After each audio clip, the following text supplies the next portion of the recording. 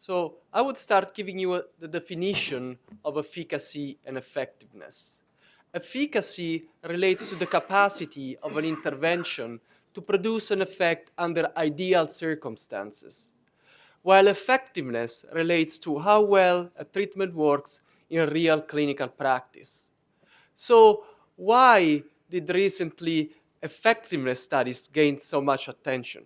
Well, the reason is that the patients we're facing every day in our clinical practice are not really ideal patients. They are complex patients with multiple impairments, not only comorbidity and polypharmacy, but also impairments in function, physical function, cognition, social status, affective status, and geriatric syndromes. As was said before in others' presentation, research traditionally has shied away from this kind of complexity, and this avoidance may result in expensive, potentially harmful care of unclear benefits. So, uh, which are the effectiveness and efficacy models, and how can we define them? Effectiveness research may address practical questions about an intervention as it would occur in routine clinical practice, preserving the ecology of care. Hypotheses and study designs are formulated based on information needed to make a decision. At the opposite, efficacy research is aimed to better understand how and why an intervention works. What are the differences between effectiveness research studies, the so-called practical or pragmatical trials, and efficacy research, explanatory trials? Well, there are three key features that differentiate this type of research. First of all, the population, the sample used. We know very well that in efficacy research, usually the population has a single disease, no complexity. While in effectiveness research and pragmatic clinical trials, usually the population that consumes most of the healthcare, which is also the least studied population, is included. Patients with comorbidity, behavioral physical conditions in different settings. What are the positives, the advantages and disadvantages of such an approach? For sure, results of effectiveness research, of pragmatic trials, may be generalized to a general population, to real clinical practice, where results of efficacy research cannot. But there are also some negative points potentially related to such an approach, to the use of such wide inclusion criteria in pragmatic trials, which is, it was said before, heterogeneity. Heterogeneity resulting from patients' initial level of risk for a given outcome, for responsiveness to treatment, vulnerability to effects. Indeed, studies report average effects, but most participants in these studies may experience more or less benefits and harms than average. For this reason, as was suggested in this editorial by Maritinetti, the ideal way to analyze this, to treat this heterogeneity, is that treatments must be compared within homogeneous risk strata, defined according to characteristics that can benefit both, that can affect both benefits and harms from those treatments. But there are also other potential negative effects, negative conditions related to the use of such huge and wide inclusion criteria in effectiveness research, which mainly relates to retention, meaning patients completing the study and adherence to the study treatment. I would like to give you on this point a couple of examples. This is a paper that was published last year in New England Journal of Medicine, two parallel pragmatic trials to evaluate effectiveness of a leukotriene antagonist versus inhaled glucocorticoid for first-line therapy of asthma. And the second study, leukotriene antagonist versus a long-acting beta-2 agonist as add-on therapy in patients already receiving inhaled glucocorticoid. Which was the key point of the study, or potential limitations of the study? Well, retention was absolutely very good, 92 and 97%, meaning that really researchers did a great job in maintaining patients into the study. Loss of follow-up was very low. But when we look at adherence, we saw that adherence, especially in the control group, adherence to treatment was very low, less than 50% in the glucocorticoid and beta-2 agonist group. What might be the consequence of these? What might be the consequence of poor adherence and retention in pragmatic research trials? First of all, a dilution of effect, it was said before. So a need of a larger population, a larger sample size. But also from an analytical point of view, there may be some problems. Because if we are considering a superiority trial, meaning a trial assessing a superiority of one treatment over the other, well, in that case, we may use an intention to treat analysis. But pragmatic trials, most of the times, since they're comparing different interventions, are equivalence or non-inferiority trials. In such a type of trial, poor adherence or crossover from one treatment to the other, which may happen in pragmatic trials, really may bias the results toward a finding of equivalence.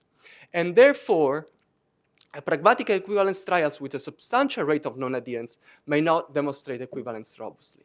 And this might be a potential problem related to pragmatic trials. So for sure, there are positive facts related to the use of a wide population, wide inclusion criteria, but potentially also negative factors, methodological problems. This is another example, an example on how poor adherence may influence results and biased results of a study. This is a pragmatic clinical trial called ROCKET-AF, which was assessing the effectiveness of rivaroxaban versus warfarin in treatment of non-valvular atrial fibrillation.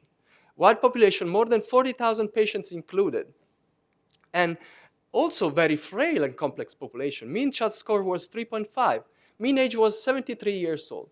What was a potential problem in this study? It was the adherence in the control group, in the warfarin group. Adherence in this group was measured with a measure called time in therapeutic range. Well, it was less than 50, no, it was 55% in this study.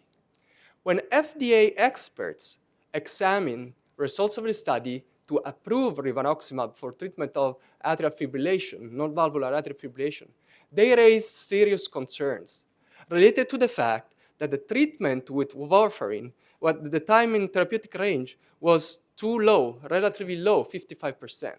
And therefore, the control group did not represent a valid comparison versus rivaroxaban. So clearly, wide population, wide inclusion criteria, good for generalizability of the results, but probably their adherence and retention must be monitored closely in this study. Another point and another feature that is differentiating efficacy and effectiveness research is interventions, different types of interventions. So we know very well that in efficacy research, most of the time, interventions are placebo-controlled and blinded. While in effectiveness research, we see most of the time head-to-head comparisons of pharmacological and non-pharmacological interventions, which are most of the times unblinded to preserve the ecology of care. I would like to give you a few examples of potential interventions in pragmatic trials, effectiveness trials. First of all, interventions in pragmatic trial may examine treatments for common pair of disease, the concept of cluster of diseases that was mentioned before by Dr. Marangoni, in which treatment of one may exacerbate or improve the other. This is a very nice paper that was assessing two common conditions, not diseases, but conditions in older adults: dementia, behavioral symptoms in dementia, and pain. And this study showed that treatment of pain in demented patients did reduce the incidence of behavioral symptoms. So treating one condition, we did also improve the other one. Or intervention in effectiveness research may test intervention that can affect simultaneously multiple conditions. And one clear example of this is exercise. Physical exercise may have an impact on cardiovascular health, on muscle, on metabolic function, and so on. Third potential intervention, combination of pharmacological and non-pharmacological treatments. This is a paper we published several years ago that was showing that combining a pharmacological strategy, cholinesterase inhibitors, and a non-pharmacological strategy, reality orientation therapy, resulted in improvement in cognitive outcomes over drug alone, over cholinesterase inhibitors alone. And last but not least important, comparisons of models of care. We know very well that one of the main interventions in effectiveness research is comparison of models of care, and for example, assessing the impact of geriatric evaluation and management on patients' outcomes.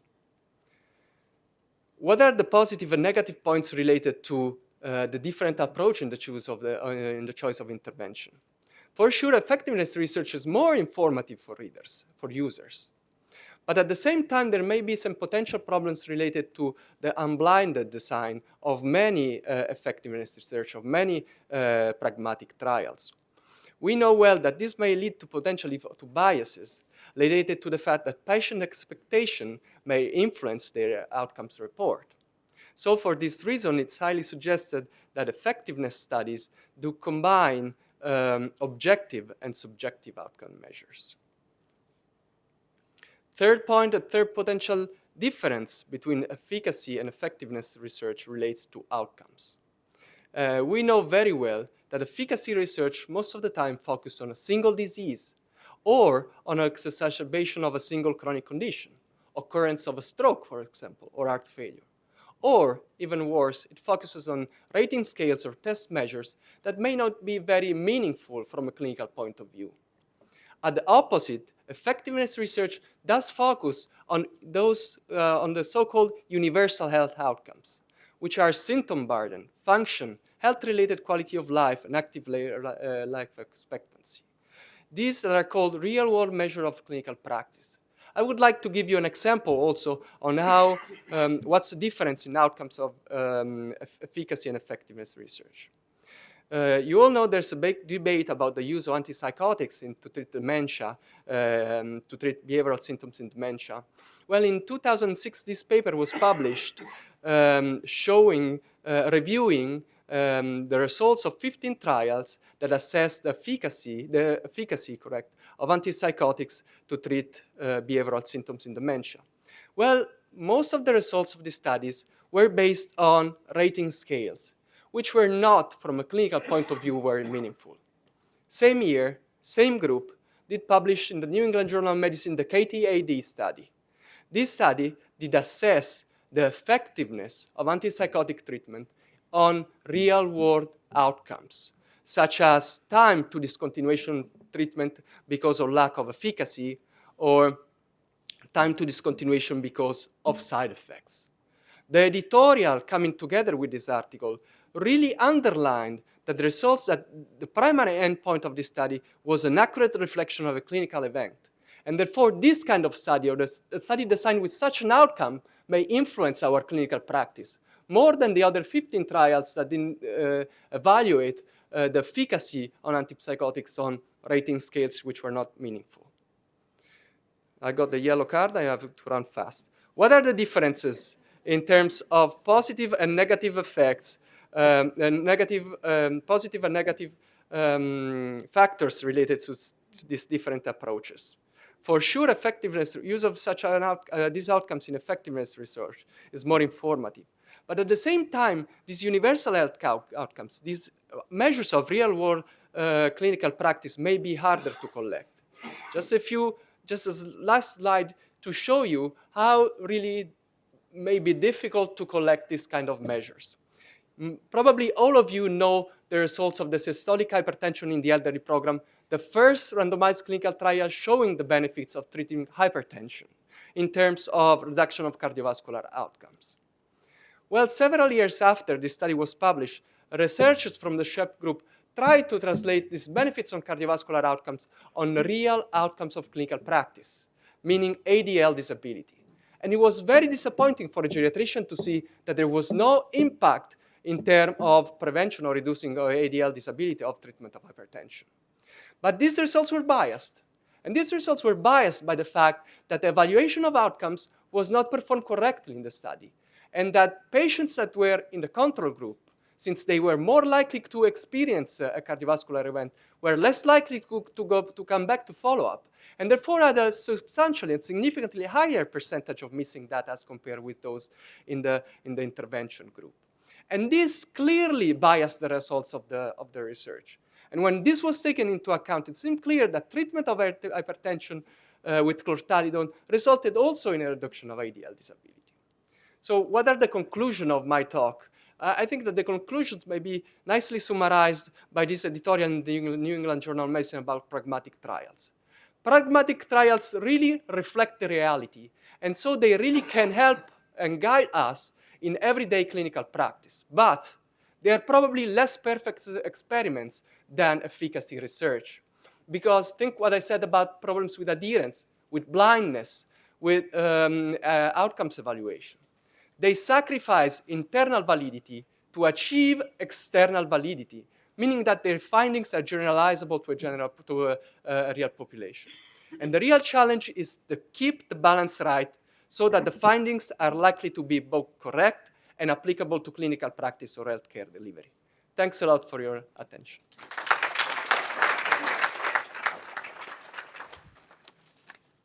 Thanks a lot, Dr. Onder, for a very clear presentation outlining the pros and cons of various approaches and possibly also, you know, what to use in which situations. So any questions to Professor Onder at this stage?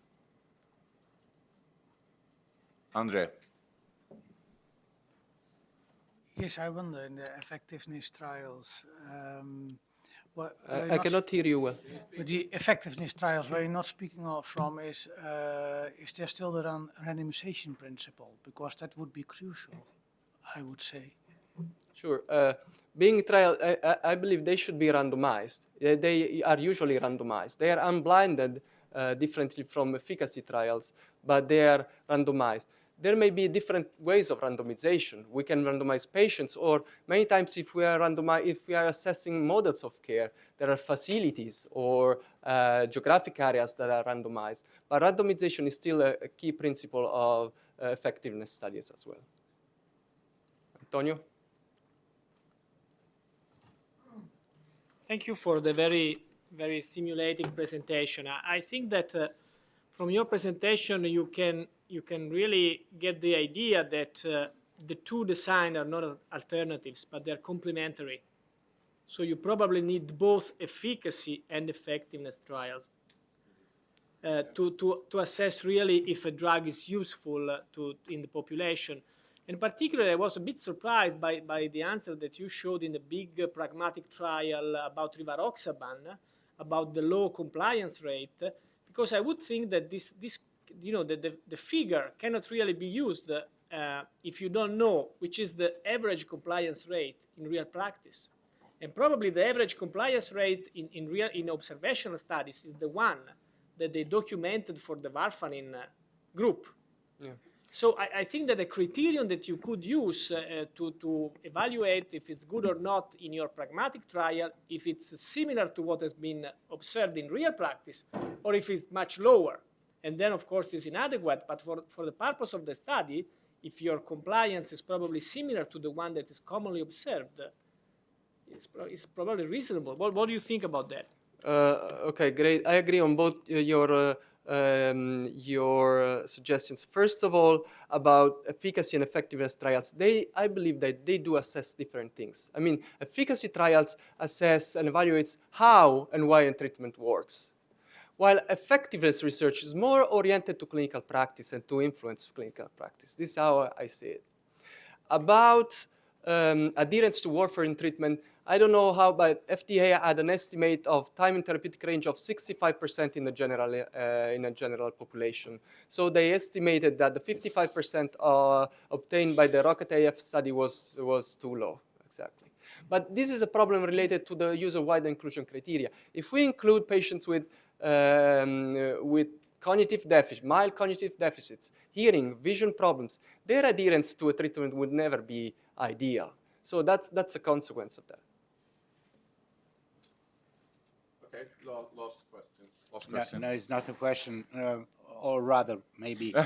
I want to know your opinion. The therapeutic range for the warfarin therapy, it's hardly to be taken as a measure of adherence because the best available therapeutic range in randomized controlled trial is not exceeding 70% usually, and the clinical practice of the antithrombotic centers in Italy showed that the average is about 60-65% in that's in about the the best figure cases. that the FDA people had. Yeah.